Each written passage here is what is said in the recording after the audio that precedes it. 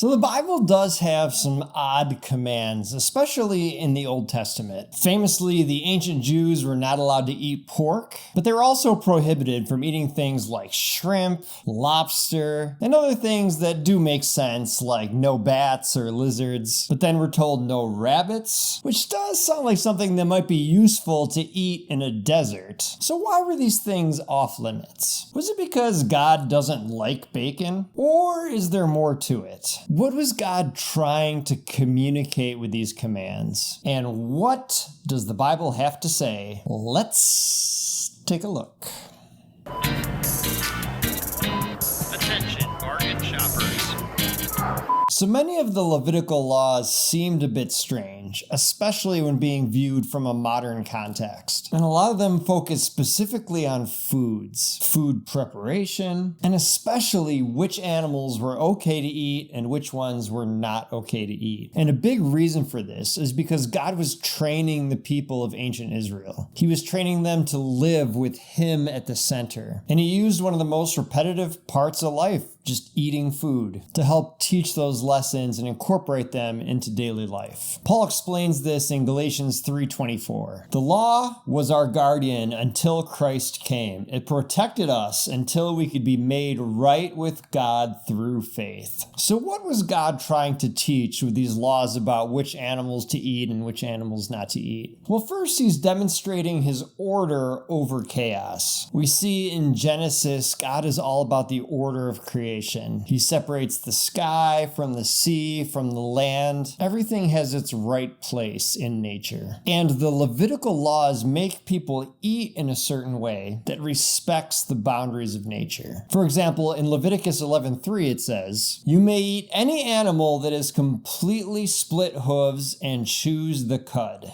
So animals that are okay to eat have both a split hoof and chew the cud. And so the pig is a perfect teaching tool with this. At first glance, it looks like it could be right. It's got the split hoof, but it fails the second part of that. It doesn't chew the cud. So it'd be easy to be like, it's close enough. It doesn't need to be perfect. We don't need to follow the laws exactly. But God wanted the ancient Israelites to follow Him in everything they did. God wanted them to make daily decisions, yes or no. Something might look right at a glance, but if you look at it a little closer, it's not quite there. So in that regard, the pig becomes a living parable. Don't be fooled by appearances. Partial conformity isn't holiness. You can't do things halfway when it comes to God. But another thing that Israel's food choices teach is to steer away from scavenging animals. We see in Leviticus 11:13 through 15, "These are the birds that are detestable to you. You must never eat them. The griffin vulture, the bearded vulture, the black vulture, the kite, falcons of all kinds, ravens of all kinds." And there is a sanitation aspect to this. You're more apt to get sick if you eat an animal that's just eaten some rotting flesh. But more than that, there's a strong theological significance here. God is the giver of life. God makes things new again. And He wants His people to be set apart from death and decay. And that will of God was acknowledged every time the Israelites said no to eating scavengers when they obeyed His laws. The rabbit was considered unclean. Here we have something that's kind of the inversion of the pig. They appeared to ruminate, but they didn't have the split hoof. And today we know that rabbits don't chew cud, but ancient observers actually saw rabbits chewing. They make this jaw motion, and so they kind of assumed that's what they were doing. But either way, it was kind of a borderline animal. And if you're keeping an eye out for borderline things, borderline behaviors, and nuance, then you're going to be more likely to spot it in worship and everyday life, in living in a way that's holy. So it's all a teaching tool. But today,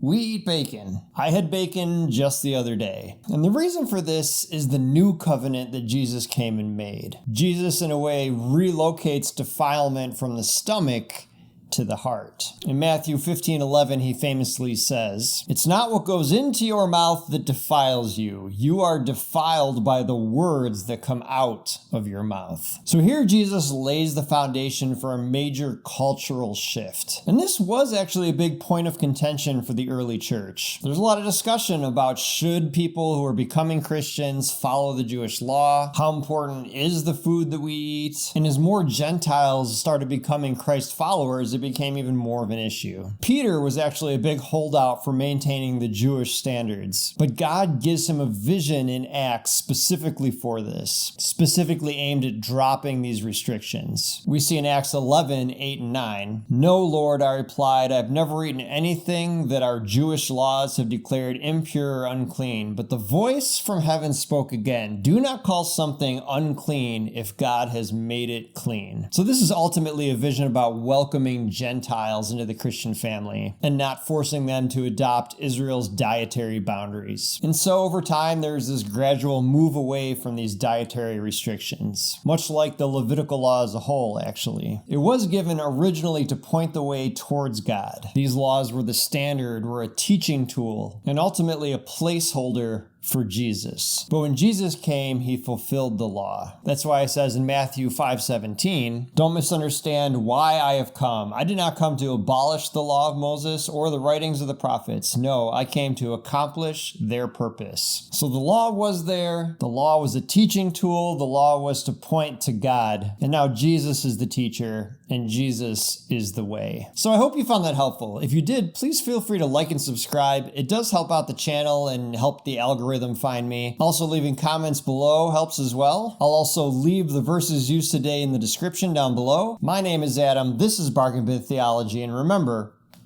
you get what you pay for.